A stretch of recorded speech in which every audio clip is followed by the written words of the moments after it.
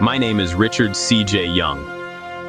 For almost 3 decades, I've been pulled in and out of Wisconsin's mental health system under Chapter 51, the civil commitment law that's supposed to be used only in true emergencies, or when someone is truly unable to care for themselves.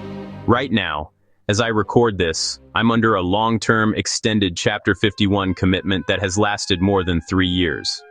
They keep extending it. They keep adding to my medication. The commitments don't stop. The doses don't stop. The lies don't stop. I am not in shackles as I speak today. But the legal shackles are still on. I am under state control. My rights are limited. My medications are not truly voluntary. And Ozaukee County is still using Chapter 51 the way you'd use a club. I am making this video because I believe Chapter 51 has been abused in my case, not used.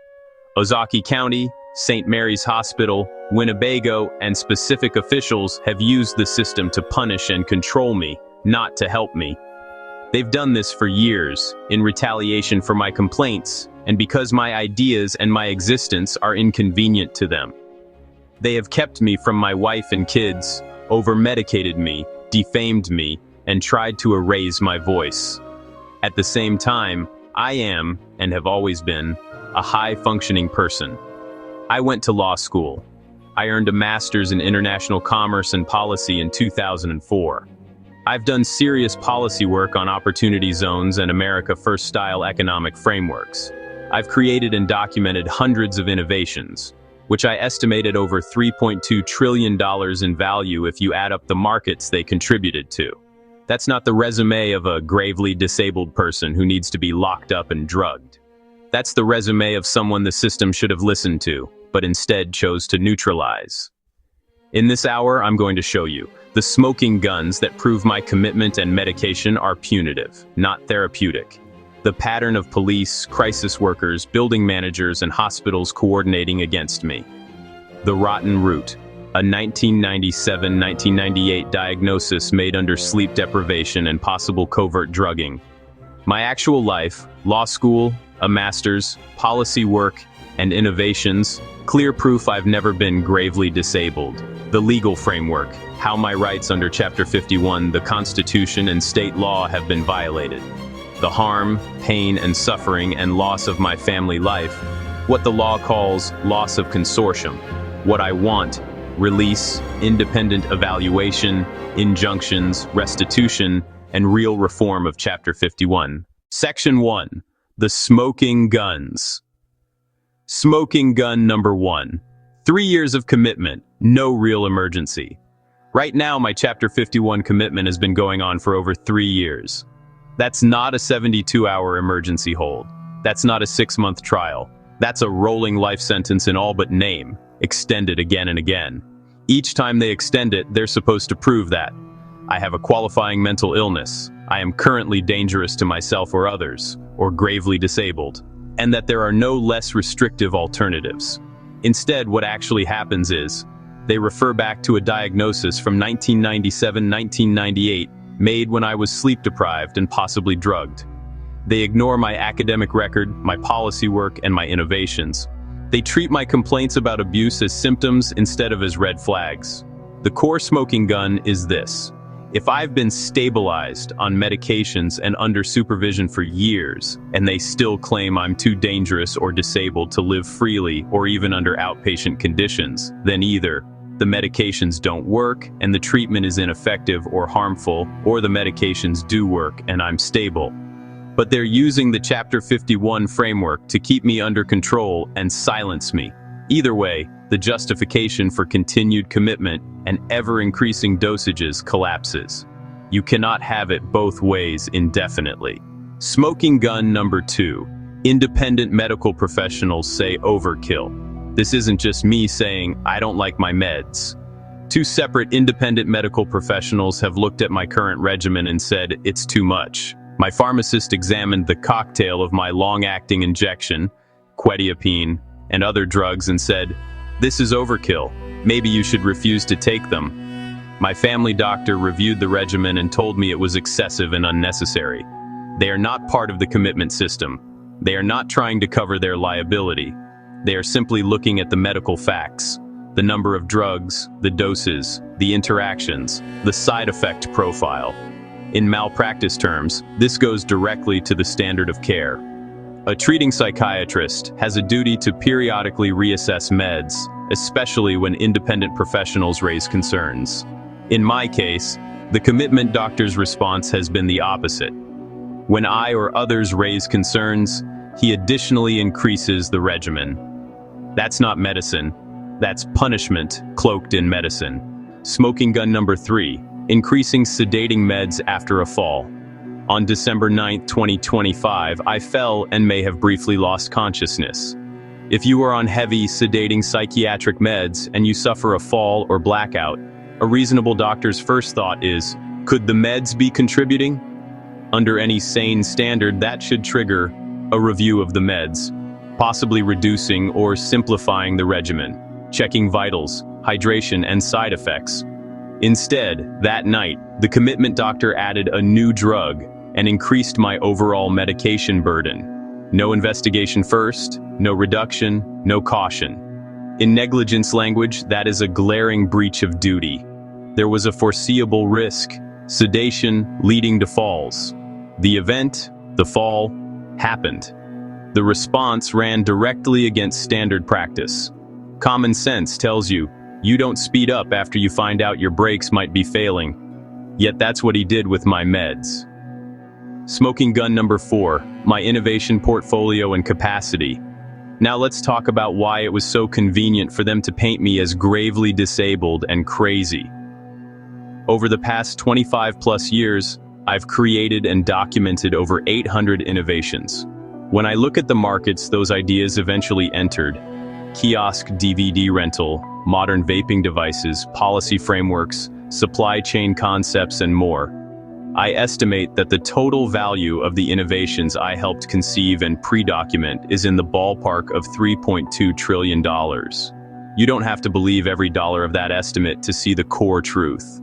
I was thinking ahead of the market. I was solving real problems. I was designing products, services, and policies that others later monetized. That kind of work takes complex reasoning, long-term planning, cross-disciplinary understanding, persistence, and creativity. A person doing that over decades is not gravely disabled in any fair or legal sense of that term. In legal terms, this matters in 2 ways. It undercuts the Chapter 51 argument that I lack the capacity to function. It supports a claim of lost earning capacity, that by confining, over-medicating, and defaming me, they have prevented me from developing and monetizing my own ideas. If you label a high-capacity person as insane and lock them away, you don't downgrade their potential harm. You multiply the damages when the truth eventually comes out. Section 2. The pattern coordinated targeting. This isn't just a story of one bad doctor or one bad day. It's a systematic pattern of targeting that involves a specific police officer, a crisis line worker used more than once, a building manager from my past, multiple local businesses, and a false reputation campaign. Pattern number 1, the same officer every time. Every time I ended up at St. Mary's, one name kept showing up, Officer Stone.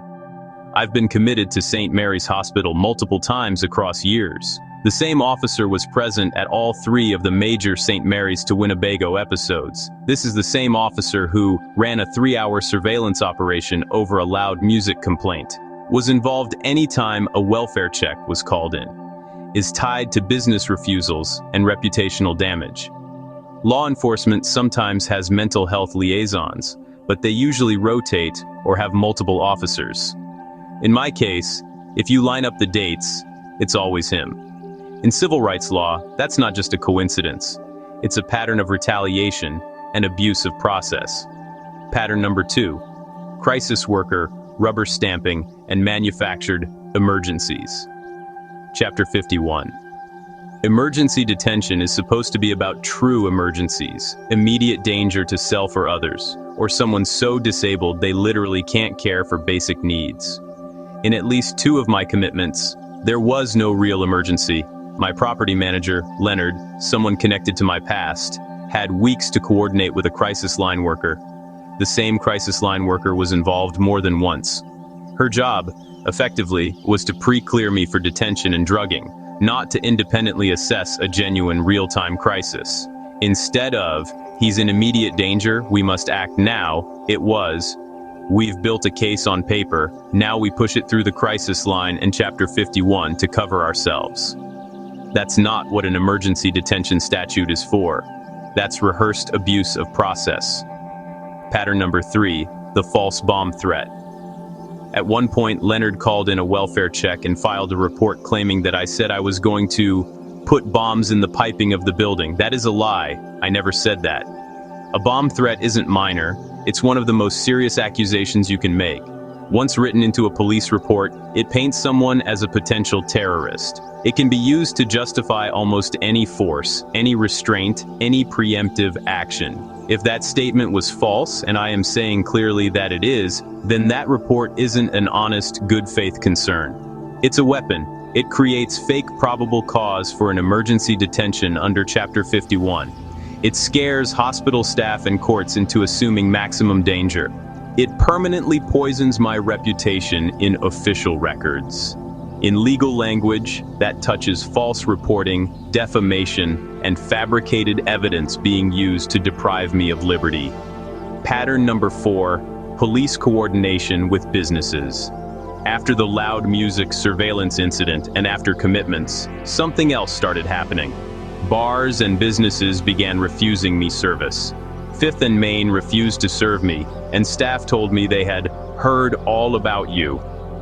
Cousins, Walgreens, and other places made it clear I wasn't welcome. Where did they hear all about me? Who connected the dots? The most likely answer, Officer Stone, using his badge and his reputation to quietly warn or pressure these businesses. That is not law enforcement. That is a civil rights violation, using state power to interfere with my ability to be in public, to buy goods, to socialize. Poisoning my standing in the community outside of any court or due process. Pattern number 5, building manager coordination across years. For over 5 years, my building manager, Leonard, kept channeling everything through the police. He'd call in welfare checks on vague pretexts. He'd report me for things that could and should have been handled as normal landlord-tenant matters. His reports often preceded my commitments. He wasn't acting like a neutral property manager. He was acting like a feeder into the police and hospital system. The triad, Leonard, Officer Stone, crisis line worker, forms a pipeline. Complaint, police narrative, crisis workers rubber stamp, hospital drugging, Chapter 51 extension. Pattern number 6, defamation, peeping Tom without conviction. On top of all this, police have repeatedly referred to me in the community as a peeping Tom. Let me be absolutely clear. I have never been convicted of any peeping Tom offense. No formal charges, no trial, no conviction. Just a label. That label destroys my social standing, makes landlords and businesses avoid me, undermines my credibility when I talk about my innovations or legal rights. In Wisconsin, accusing someone of sexual misconduct, especially as a statement of fact, is classic defamation per se. The law presumes that kind of statement is harmful. I don't have to show every dollar of loss. When an officer uses his authority to spread that label in the community, it's defamation. It's also stigma plus concrete loss of status and liberty.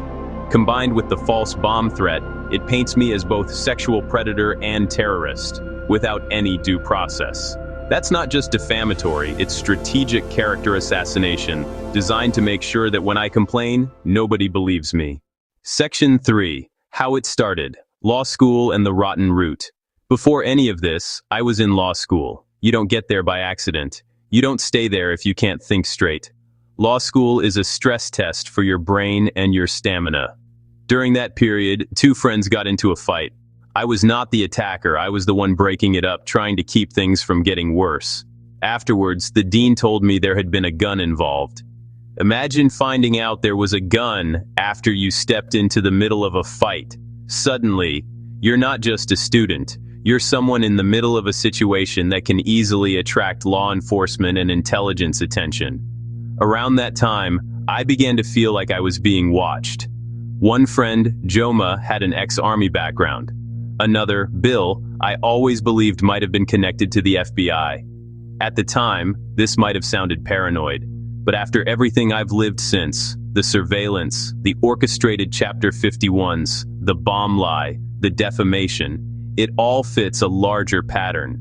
I wasn't just a random psych patient. I was someone the security world had their eyes on. From that charged atmosphere, law school, fights, a gun rumor, possible surveillance, I was driven into my first hospitalization. That first hospitalization in 1997-1998 is the root of everything. Here's what it looked like. I had been awake, or nearly awake, for more than 3 days. I was under intense stress from school and from feeling watched. I believe I was being slowly drugged, with someone giving me sips of water that I now suspect contained sedatives. Under those conditions, physically exhausted, mentally overloaded, possibly chemically altered without my consent. The hospital gave me my first psychiatric diagnosis, a diagnosis made under severe sleep deprivation, which alone can cause confusion, paranoia, and hallucinations, suspected covert drugging, which would distort any mental state, extreme contextual stress, fight, gun, surveillance. Any honest clinician would say, this is not a clean baseline. Any diagnosis made here is highly questionable.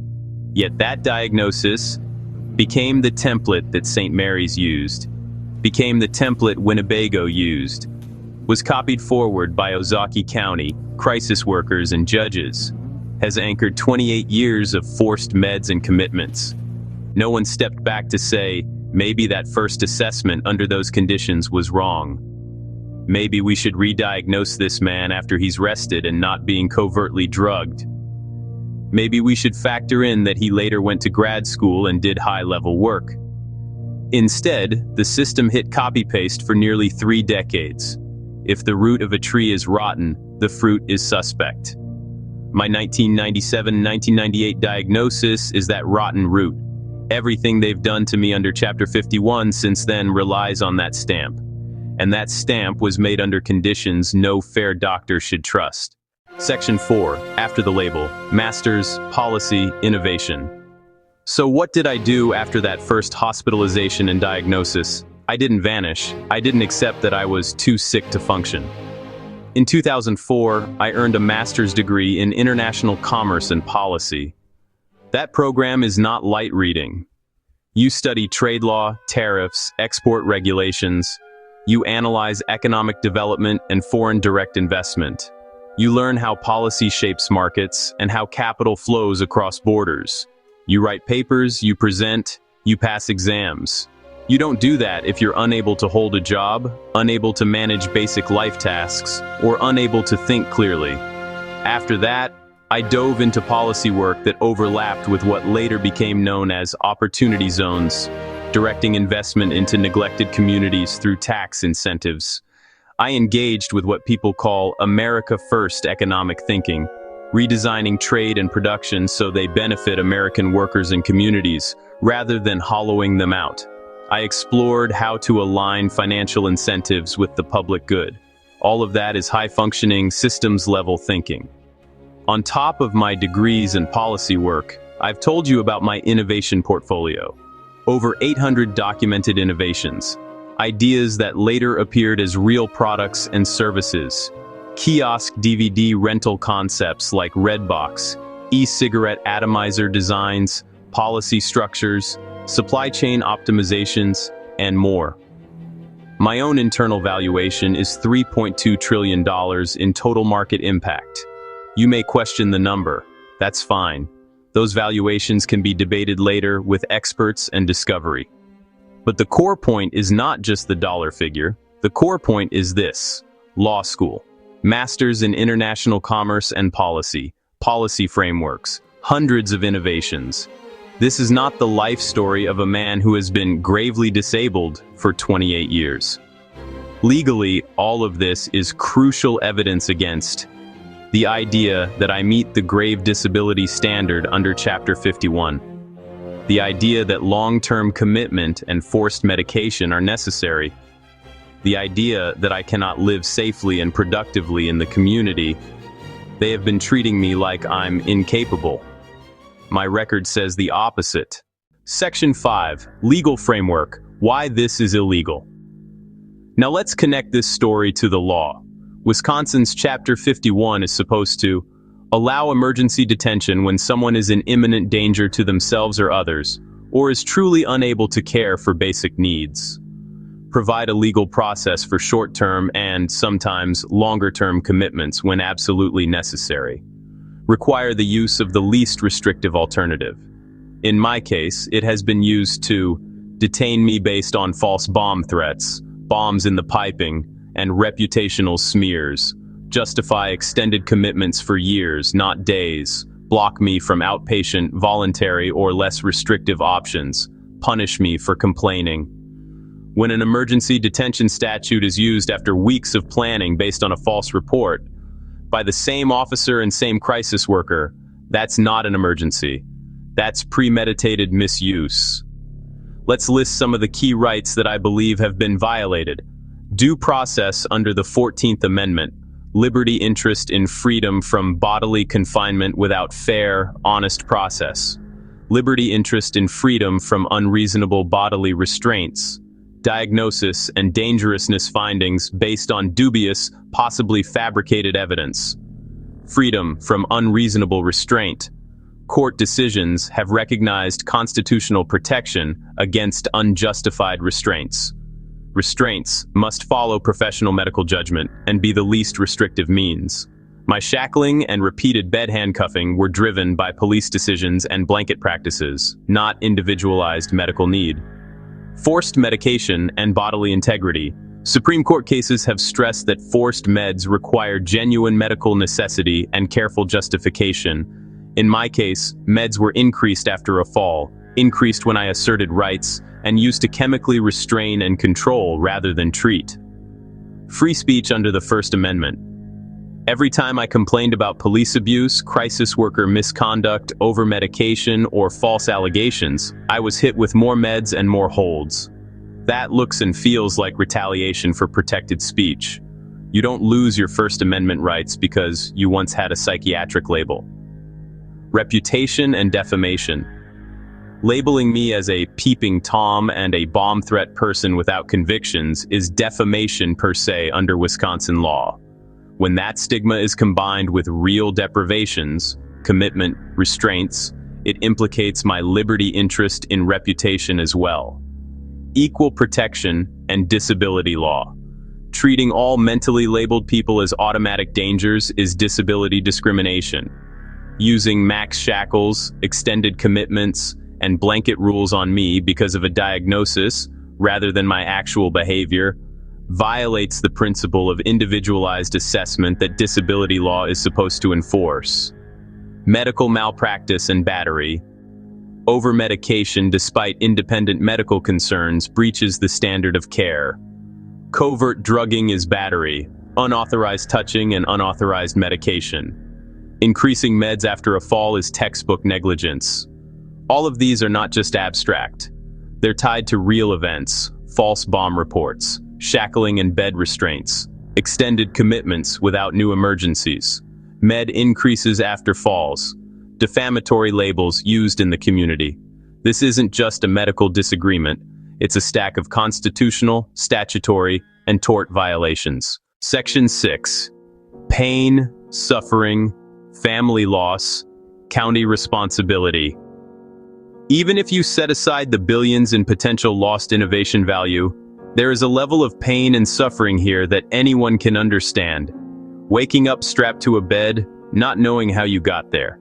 Being so sedated you're afraid to walk without falling. Being told you're stable while they keep increasing drugs that make you feel like you're dying from the inside. Walking into places you once felt welcome and hearing, "We've heard all about you," as they turn you away. Being treated like you're one step from blowing up a building or stalking people when you've never been convicted of any such act. These are invisible injuries, trauma, humiliation, fear, anger.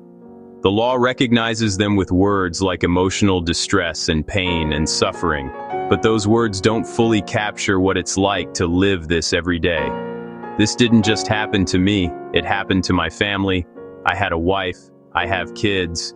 Every day that St. Mary's, Winnebago, Ozaukee County, and the police kept me under wrongful commitments, every day they bumped up the meds instead of reevaluating.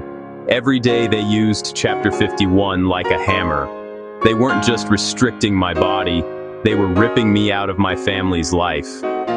In the law, loss of consortium is the term for the damage done to family relationships when someone is injured or wrongfully confined. It covers lost companionship, lost emotional support, lost shared experiences. My kids lost years of everyday life with their father. My wife lost years of support from her husband. That's not just tragic, it's compensable. Individual names matter. Officer Stone, Leonard, certain doctors, but this entire pattern happened inside one system: Ozaukee County's mental health and law enforcement apparatus. Ozaukee County authorized Chapter 51 petitions. Ozaukee County sent me to Winnebago again and again. Ozaukee County let the same officer, the same crisis worker, and the same scripts run over and over. Under civil rights law, when a county's customs and practices cause constitutional harm, the county itself can be held liable. This isn't just about a rogue cop or a bad doctor. It's about a county that tolerated, encouraged, or deliberately ignored the misuse of Chapter 51. A county that let false bomb threats, defamatory rumors, and overmedication stand unchallenged. A county that saw me not as a person to help, but as a problem to manage. Ozaukee County did this to me from the start, and Ozaukee County owes restitution, to me and to my family. Section 7. What I want and why it matters. I've spent this hour laying out the smoking guns, over-medicated, extended, no true emergency. The pattern: same officer, same crisis worker, building manager, businesses, false labels. The rotten root: 1997-1998 diagnosis under extreme, unreliable conditions. My actual capacity: law school, masters, policy work, hundreds of innovations. The legal framework that shows this is about rights, not just treatment. The harm to me and my family. Here is what I'm asking for. Release from this extended Chapter 51 commitment. An independent psychiatric evaluation by someone outside Ozaukee County system, not tied to St. Mary's or Winnebago. A full medication review, with my right to refuse non-emergency drugs respected. An injunction to bar specific officers, including Officer Stone, from further involvement in my mental health care. Require individualized restraint assessments instead of blanket policies. Require independent review before any future recommitment. Restitution and damages from Ozaukee County, St. Mary's, and others for civil rights violations, medical malpractice and over-medication, defamation per se, and reputational destruction. Loss of consortium with my wife and children, emotional distress, and physical harm. Systemic reform of Chapter 51 practice in Ozaukee County. No more manufactured crises. No more rubber-stamped crisis line approvals. Real protections for people who speak out about abuse. I am not asking for a favor. I am asking for the law to do what it's supposed to do. Protect people from the abuse of power. Require honesty and necessity before taking someone's freedom. And make whole, as best as money and orders can, those who have been wronged. My name is Richard C.J. Young. I have been under Chapter 51 for too long, for the wrong reasons. I have been over-medicated, restrained, defamed, surveilled, and torn from my family while being fully capable of high-level work and creativity. I am the documented creator of massive, real-world ideas. I have lived a life that contradicts everything the diagnosis was supposed to mean. You take the plaintiff as you find him. This is who I really am, and it's time for Ozaukee County and its partners to be held to account.